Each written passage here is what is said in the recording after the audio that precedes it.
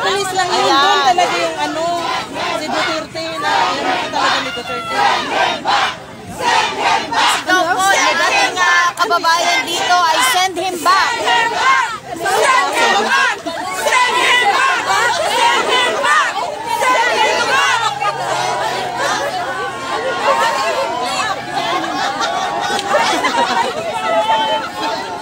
So, nandito po tayo sa harap ng detention center kung saan ilalagay ang ating dating Pangulo. Napakabilis po ng pangyayari, pero hindi po natin nasilayan. Send him back! Send him back! Send him back! Send him back! Dito mga polis lang ata yung dito eh. Send him back!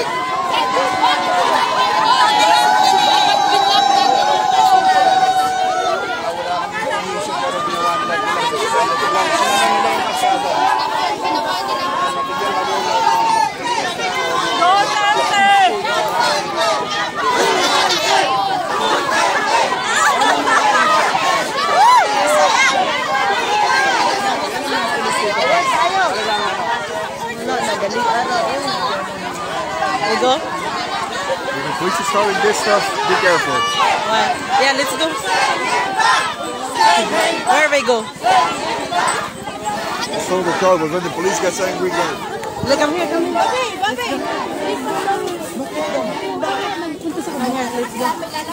Let's go to the other side. Oy, gang! Sinira yung kalsada. Atin ang kalsada. Yeah. Yun, sarado yung kalsada. Yes, dahil kay Duterte. Nakakaawa. Anong ginawa niyo?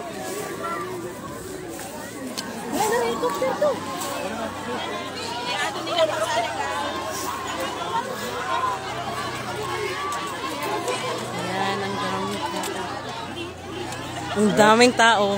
The police are starting to fight stuff, so be careful. Yeah. Fly. Now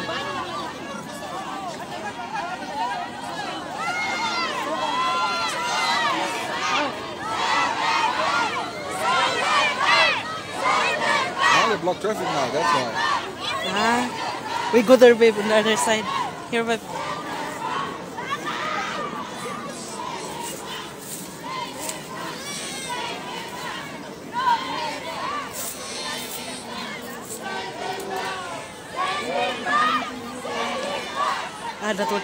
The police is there.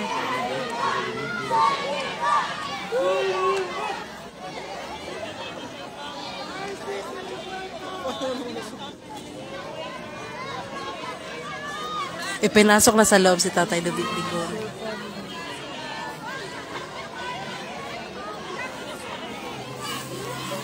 Nasa loob na siya pero sa kabila siya pinasok. Pinapasok sa kabilang door.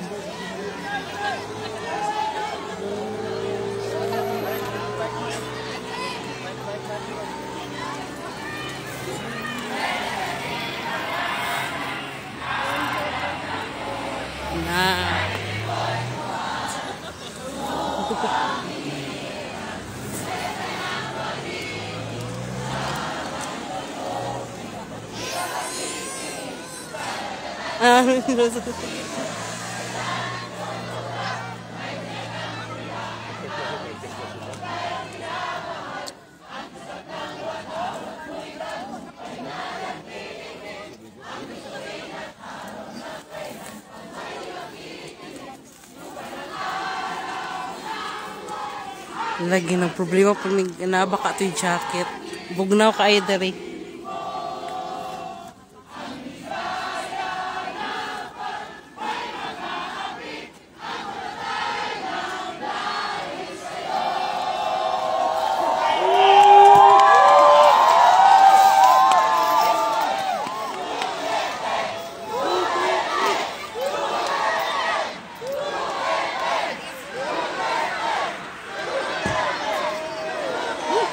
Oh my God!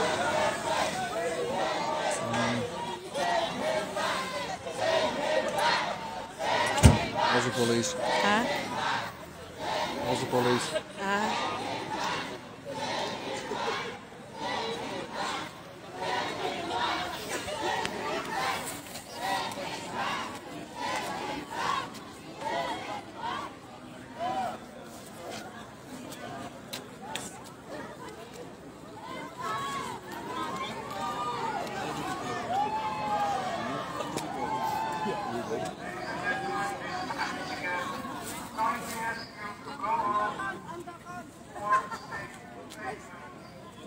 What they said?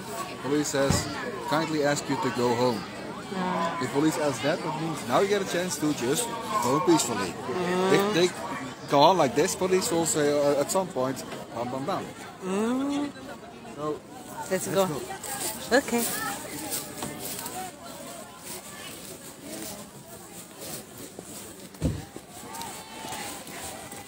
Guys, naiantay Duterte dito. Tapos, nag-fuck you siya sa iyang phone.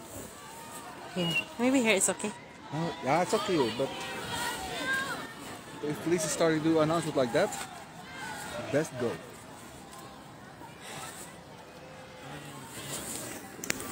Yung iba umuwi na. So, tapos, ano kasi pag andyan na yung mga pulis, so, uwi pa kami kasi sa sa Belgium or sa Netherlands.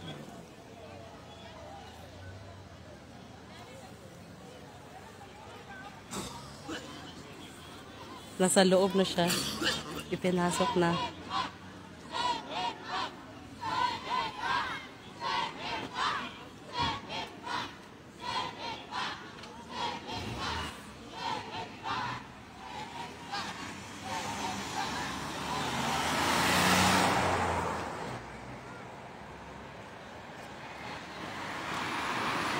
Ang nagdala sa banner is nanguli na ang uban nanguli na kay Abe manamog sa hospital ra siya sa hospital ra siya ibutang for now, so ang uban nanguli na. And then kami gusto ang naghulad jud mi og asa siya ibutang nga makita na mga safe.